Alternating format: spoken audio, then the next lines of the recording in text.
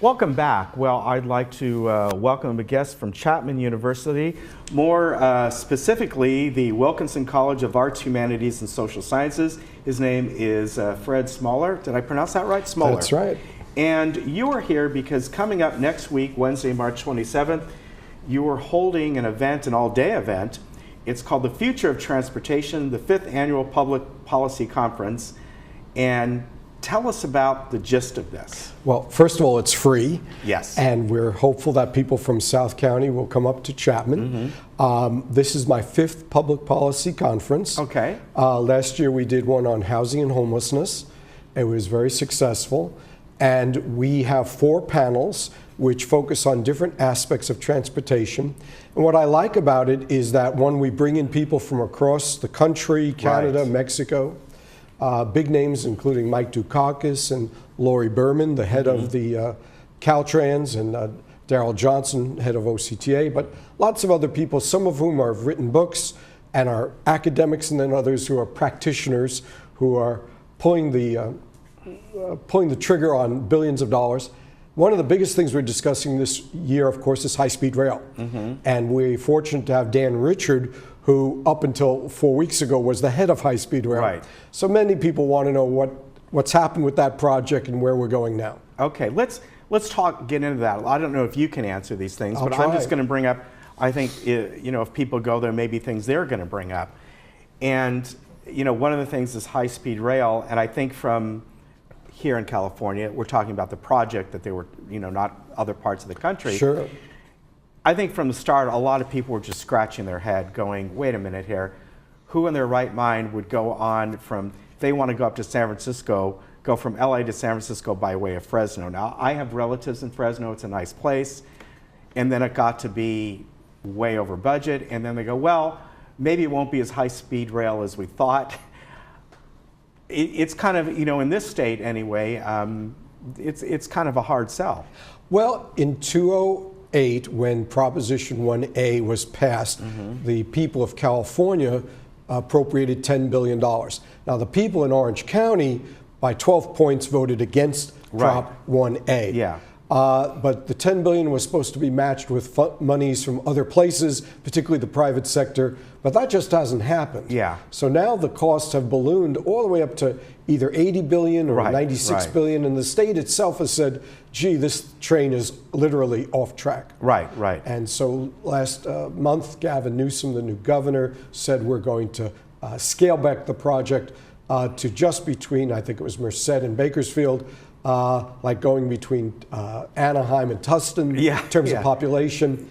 And those are the people in the Central Valley who are most opposed. So I think it's pretty much dead. Yeah. And I love trains, believe me. I grew up, when I was a kid, taking the Zephyr and all back to Chicago and the Super Chief. And so I love trains, but this project, you were like, well.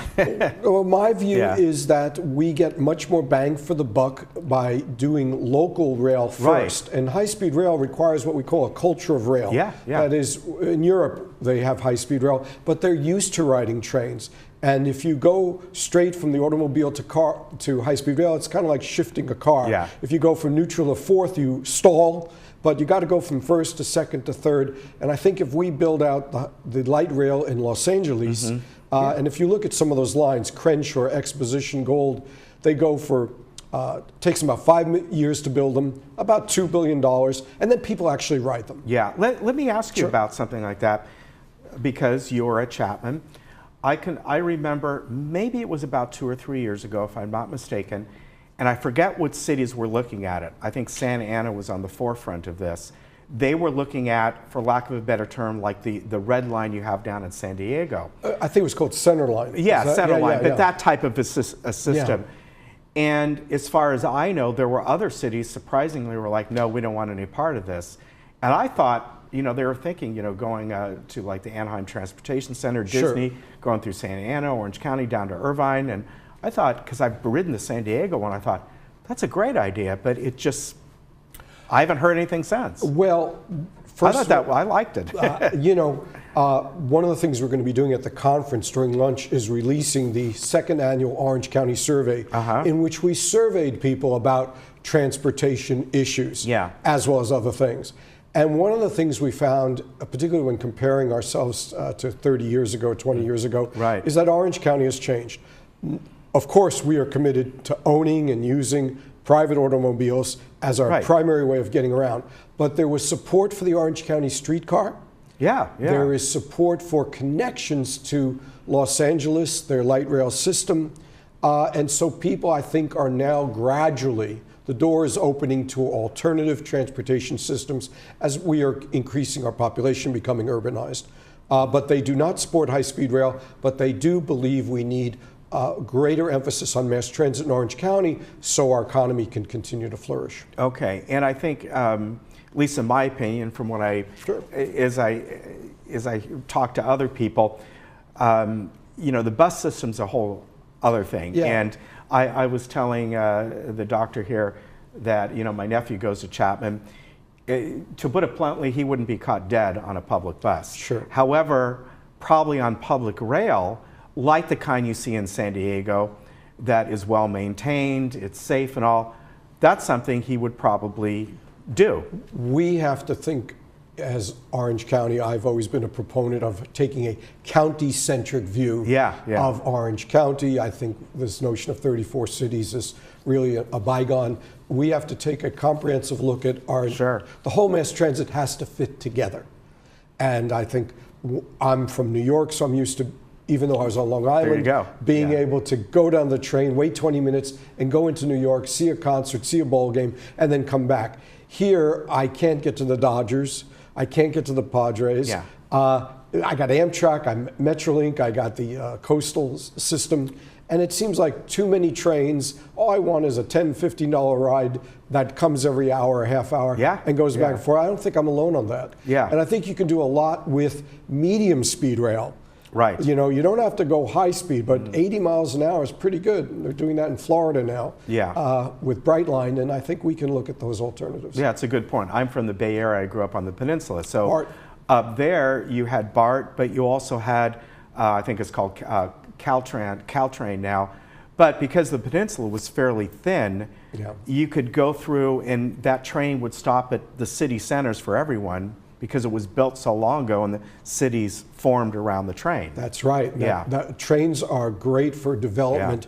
Tian Feng is the architect for BART, and he will be speaking and bringing us his expertise, so he'll be there.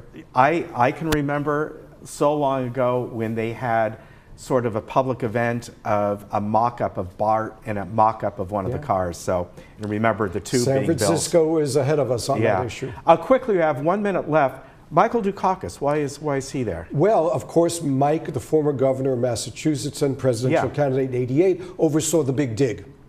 Okay, got it. And that's his In Boston. expertise. Yeah, He's sure. always been a proponent of transit, and he is at UCLA as a public policy professor in the Luskin School. Okay. So that's, and a friend. That'll be neat. And of course, the Big Dig was in Boston. In Boston, Now, I want to billions. remind everyone again, this is coming up next week.